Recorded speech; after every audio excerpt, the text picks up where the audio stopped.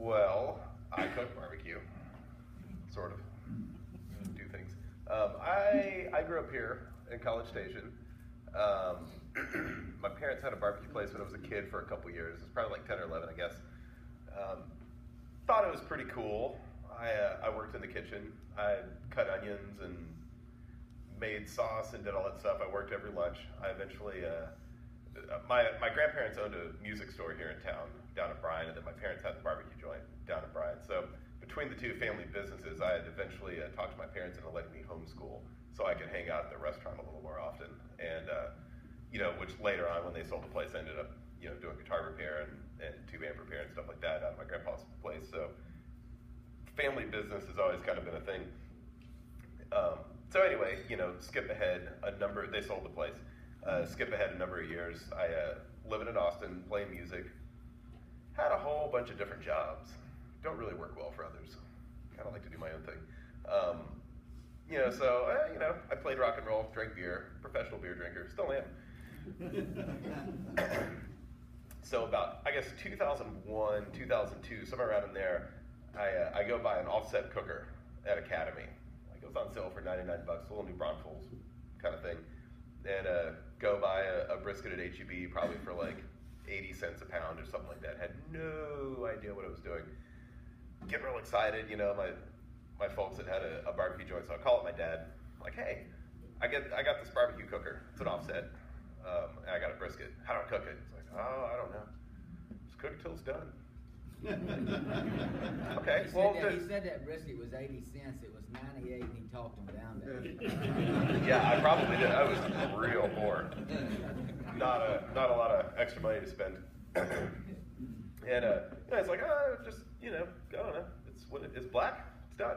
Cook it, because they did kind of East Texas-y style, like kind of what we were talking about yesterday, like not tender. You slice the fat off with the back of the knife, and I don't even. In fact, a couple years ago, I realized that my dad didn't even put seasoning on those briskets. Just like, we should put them on the smoker. It's like, what? Oh my God, that's crazy. What were you thinking? Why'd you sell the place? Oh, just sold it. All right. So anyway, I get online, dial-up internet at that point, and I get on Ask Jeeves, like, how to cook a brisket. Like, didn't find a thing, not one page out there. I think something was like, food say USD or FDA, it was like 165 degrees internal. I was like, I don't have a thermometer. I can hardly boil water, And so anyway, I stay up all night. And somehow over the course of that night, I'm sitting there in a lawn chair drinking beers. You're like, man, this is just about the coolest thing ever. It's like, man, it smells great. It smells great because it's, burning the meat, of course. But actually, no, I just never got tender at all. So it was kind of like, had this weird sense of nostalgia at that point. It's like, man, this is so cool. Love this. So the next night, we, later on, I guess that was a Friday night probably. So Saturday, I played a show in Austin, and, then I was like, hey, tomorrow, everybody should come over to the house. I got this brisket that I cooked, and I have no one to eat it. It might be terrible. It might be okay. It's probably terrible. So anyway, we ended up with like a half keg of Lone Star and 30 people sitting around listening to Led Zeppelin eating brisket. I was like, man, I am sold. This is great. And so I got kind of nerdy at that point. And then not too long after that, I was okay. So I was a nerdy way before that. All right.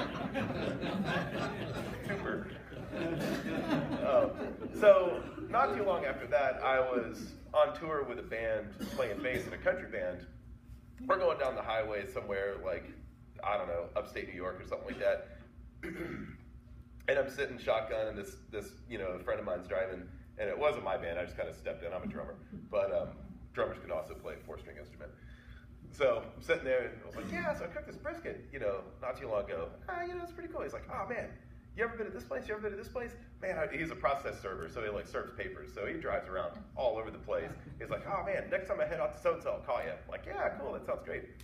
So he started taking me all over Texas, and we're going to like Lockhart, Luling, and Taylor, and all these places. This is probably 2003, I would imagine.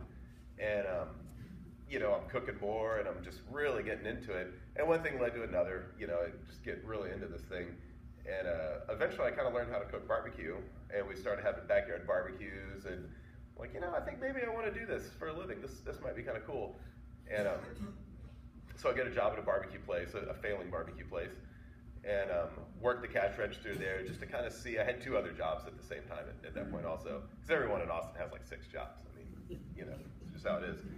And yeah, so I worked at this place for a while just to kind of test the waters. So you're like, is this something I really want to be involved with for like probably the rest of my life? I mean, if I'm going in, I'm going all in. You know, I don't half-ass anything. So I just really wanted to make sure that that was the path I wanted to take. And it turns out the place it didn't work out very well. But I had a great time. I mean, it was so much fun, like talking to people coming in and just, you know, the neighbors that were around there, and just sitting outside, you know, the cookers at night, like talking to the guy over the fence, just super cool, you know, I had a great time. So anyway, quit that place, continued to have backyard barbecues. And it probably took a long, long time to really, you know, open up a trailer. Because it's like, well, I'm just going to kind of, you know, wait and see what happens, and not really trying too hard. But actually trying really hard at the same time, just without the resources. And then one day I'm hanging out with a buddy that's opening up a coffee roasting place. We're sitting on the tailgate drinking beer on a Saturday night. I'm helping him swap out a window or something. I was like, man, you should open up a trailer and park it behind this place. Sell barbecue. It's like, oh my God, that's it. I'm gonna build a trailer. So then we already had a trailer. It was a $300 camper we got off of Craigslist. And I already had a warmer, I already had a barbecue pit. Like, I'd been stockpiling stuff I thought I might need for a while, including leftover materials from building houses. So I had a lot of weird pieces of conduit that I was able to use in the trailer. And so anyway, build the trailer. It took about a year, blah, blah, blah, blah, blah. We opened up on December 2nd, 2009, behind a chain link fence behind a 1952 Texaco station that had been vacant with no sign. And I remember the food critic in Austin, or one of them from the Chronicle, called Stacy, my wife. She's like, I don't know if your food's any good or not, but I think you guys are doomed. It is not going to work. You're behind. You need a sign. You just got to you need a plan. And Stacy's like, well, you know, I think we don't really have anything to lose. I think it'll be okay. And I was cooking 2 briskets a day at that point. Turns out it worked out just fine. Because shortly after that, a couple other people came through, and then the neighbors really got excited about it. And then one day I still don't really mess with the internet too much. But one day I looked down, and there's this full custom gospel review that came out. And I was like, huh, okay. And, you know, Daniel had come through the place, and it was a really great review. It's like, wow, that's so cool. And I figured out that had happened on the same morning that people were actually waiting for me to open up the gate at the trailer, because I'm, you know, making food, and I look out there, I'm like, oh my God, there's people out there. It's like 4 people, you know, because I used to open up, go across the street, get tacos, and watch through the window to see if somebody walked up. You know, I mean, it was like a 2-month period, that, you know, in the very early days. And so I started getting excited, and then from there on, I mean, you know, we just kept making more and learning how to cook and doing it better and better and better. So that's it.